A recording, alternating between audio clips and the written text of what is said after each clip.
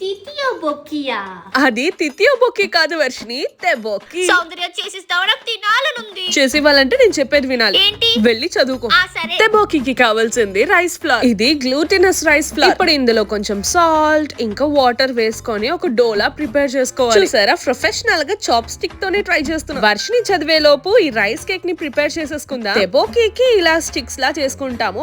ఒక హార్ట్ మాత్రం స్పెషల్ గా వర్షిని కోసం చేసాం. ఇప్పుడు దీన్ని వేడి నీళ్ళలో ఉడకబెట్టేద్దాం. గోచుజాంగ్ అని ఒక పేస్ట్ దొరుకుతుంది. ఇది స్వీట్ అండ్ స్పైసీగా ఉంటుంది. కొరియన్ కుకింగ్ లో ఎక్కువగా యూస్ చేస్తారు. ఇందులో soya sauce, chilli powder and sugar వేసుకున్నాం. అంతలో ఉడకబెట్టుకున్న రైస్ కేక్ ని కోల్డ్ వాటర్ కి ట్రాన్స్ఫర్ చేసేసుకుందాం. ఇప్పుడు ఒక పేస్ట్ రెడీ చేసి పెట్టుకున్నాం కదా, ఫస్ట్ అది కొంచెం వాటర్ లో మిక్స్ చేసుకొని ఈ రైస్ కేక్స్ ని వేసేయడం. ఈ రైస్ కేక్స్ చూసారా ఎలా సాగుతున్నాయో. ప్లేట్ లో సర్వ్ చేసుకొని తినేయడమే. దీన్ని ట్రెడిషనల్ గా మనం చాప్ స్టిక్స్ తోనే తినాలి. బానే ఉంది కానీ నాకెందుకో నచ్చలేదు. ఇది నేను చెప్పినట్టు తీపి కారం రెండు mixed. Bye guys, Ishq you all.